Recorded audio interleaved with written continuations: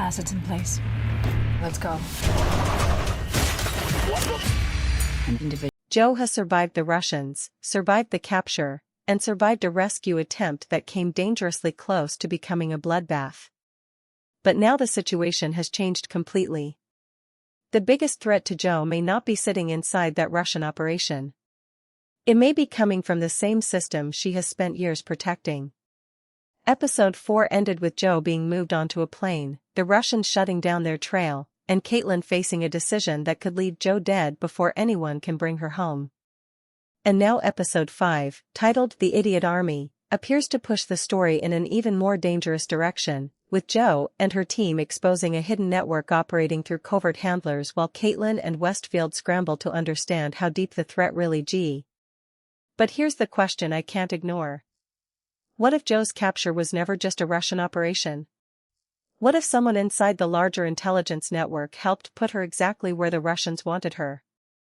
Because after everything that happened in episode 4, that possibility is becoming harder to dismiss. Joe left behind clues because she knew her team might lose her. Kyle crossed the line when he killed a Russian operative because he believed information was more important than protocol. Kaitlyn went to Neil because she understood that Joe might not come home. And somewhere behind all of this, there is still a network moving pieces that even the CIA doesn't fully understand.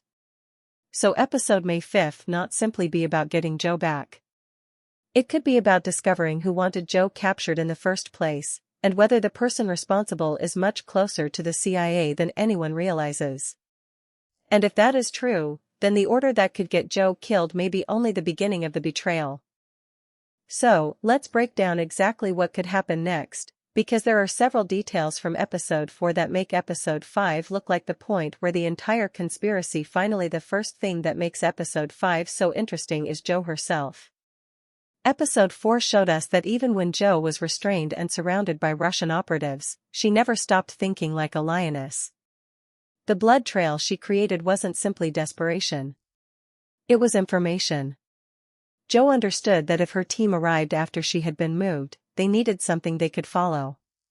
That tells us exactly what kind of prisoner she is. She doesn't wait for rescue. She creates opportunities. And now that she has been taken away from the original location, the Russians have a serious problem of their own. They may control where Joe is physically, but they don't control what she knows. They don't control what she notices. And they certainly don't control what she can do with a single piece of information. That's why the hidden network mentioned for episode 5 becomes so important. The official description says Joe leads the hunt as her team exposes a network operating through covert handlers, while Kaitlyn and Westfield work to assess the threat. And that wording raises a very important question. If Joe is still at the center of the hunt, then her capture may not have ended the investigation. It may have made the investigation more dangerous. Joe has spent months following intelligence connected to Russian operations, Yurimov, Alexandra, and the larger network behind them. But if some of that intelligence was deliberately controlled, then Joe may have been walking toward a target that somebody wanted her to find.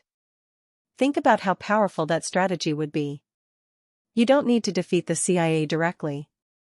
You give them enough real information to make them trust the trail, then you quietly change the direction of that trail. You allow the right people to move into place. You wait until the target is isolated. And then you take the most valuable person off the board. Joe's capture suddenly becomes more than an attack. It becomes a move. And if someone inside the intelligence world helped make that move possible, then the CIA may have been fighting the wrong enemy from the beginning. This is where Alexandra becomes even more suspicious. She has already provided information that appeared valuable, but the question is always what she wanted in return. In a world built around intelligence, nobody gives away something important without understanding the value of what they are receiving. Alexandra doesn't have to be completely lying for her story to be dangerous. She only needs to tell the truth in the places where the CIA expects a lie, and lie in the places where the CIA expects the truth. That's how a double game works. And if Joe eventually discovers that some of the information she trusted was designed to guide her, then everything changes. The mission wasn't simply compromised. The mission itself may have been part of the trap. And that could explain why Episode 5 focuses so heavily on hidden handlers. The enemy may not be one person sitting in a room giving orders. It could be a network where different people only know one small part of the plan. That makes the investigation much harder because taking out one person doesn't stop anything. Someone else simply takes their place. Jo knows how these systems work. She knows that the person holding the weapon isn't always the person controlling the operation. And if she starts putting those pieces together while her team is trying to find her, then the Russians may have made one major mistake. They may have captured Jo before realizing how much she had already figured out, and this is where I think the story gets much darker, because if Jo was deliberately guided into a trap, then somebody had to know enough about her movements to make that trap work. The Russians didn't just find Jo by accident. They knew where to hit her, they knew how valuable she was, and they understood that taking her alive could create a much bigger problem for the United States. Episode 4 already showed us that Jo's kidnapping has become more than a simple hostage situation.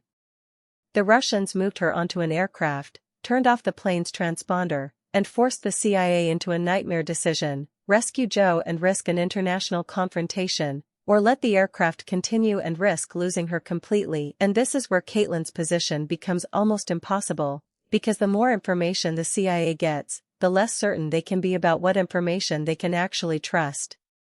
Jo is missing, the Russians have control of the aircraft, and the possibility of Iran becoming involved turns a rescue mission into an international crisis. Episode 4 already established that Kaitlyn's military orders change depending on where the aircraft is found. If the plane is still inside U.S. airspace, the jets can force it to land. But if it is found in international airspace, the order becomes much more serious. The aircraft can be engaged even though Jo may still be inside it. That means Kaitlyn has effectively reached the point where saving Jo and protecting the operation may no longer be the same thing. And I think Episode 5 is going to make her feel that contradiction more than ever. Because Kaitlyn isn't dealing with an ordinary hostage.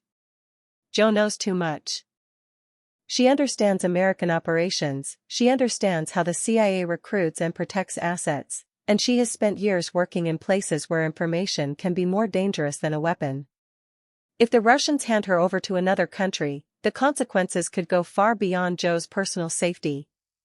They could turn her into leverage. They could use her knowledge to embarrass the United States, expose operations, or force Washington into negotiations it doesn't want. That's exactly why the people above Kaitlyn may be willing to accept a decision that no one wants to make. But here's the problem. Kaitlyn knows Jo personally. She isn't looking at a name on a classified document. She's looking at the woman she has sent into impossible situations for years.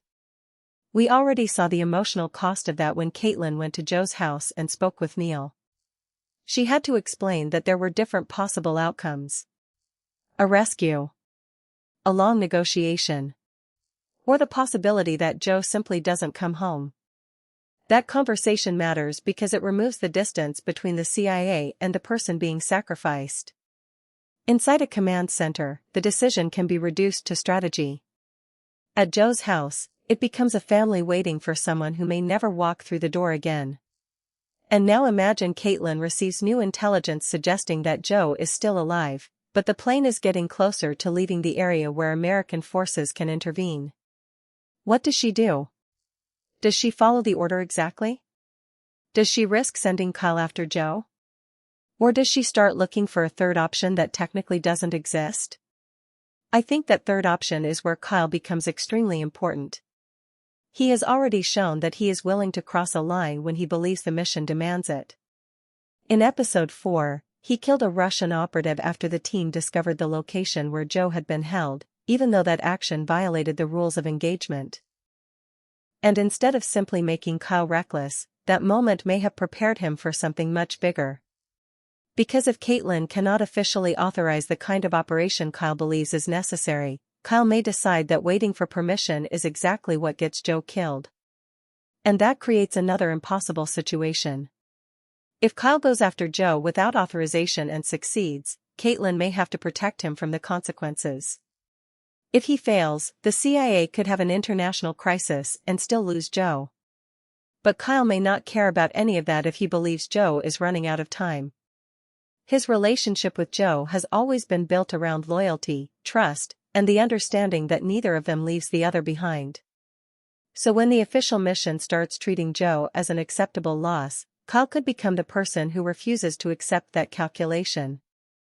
But there is an even bigger problem waiting underneath all of this. What if the person controlling the operation knows exactly how Kaitlyn and Kyle will react? If Joe's capture was planned, then the people behind it may have expected the CIA to launch a rescue. They may have expected Kyle to become aggressive. They may have expected Kaitlyn to authorize military action. They may even have expected the United States to threaten the aircraft. Because every reaction creates information. Every decision reveals priorities. And if someone inside the intelligence network is feeding information back to the Russians, then the enemy could be watching the CIA respond in real time. That would mean the real target isn't only Joe. The real target could be the entire American response. And this is why I think Episode 5 could finally begin connecting the present-day kidnapping with the operation Joe was running before she was captured. The hidden handlers, the compromised intelligence, Alexandra's information, the Russian network, and Operation Treasure may all be pieces of the same puzzle. Joe thought she was hunting the people behind the operation. But what if the people behind the operation were hunting her? Because if that is the case, then Joe didn't accidentally walk into the enemy's hands. She was delivered to them. And the most frightening question now isn't whether the CIA can find Joe. It's whether they can find the person who made sure they lost her in the first place, and this brings us to the question that could completely change the meaning of everything we've watched so far. If Joe's capture was connected to a larger intelligence operation, then somebody had to understand the way the CIA was going to respond. Somebody had to know what Joe was investigating. Somebody had to know which people she trusted, where she would go, and how quickly her team would move once she disappeared. That is not something an enemy simply guesses. That is information. And when the enemy has information that detailed, you have to start asking where it came from. Because the Russians may have captured Joe, but that doesn't automatically mean they were the ones who created the entire trap. They could have simply been waiting for the right opportunity. And if someone inside the larger intelligence network gave them that opportunity, then Joe's capture may have been the final stage of a plan that started long before Episode 4. Think about the intelligence Joe had been following. The targets looked real. The information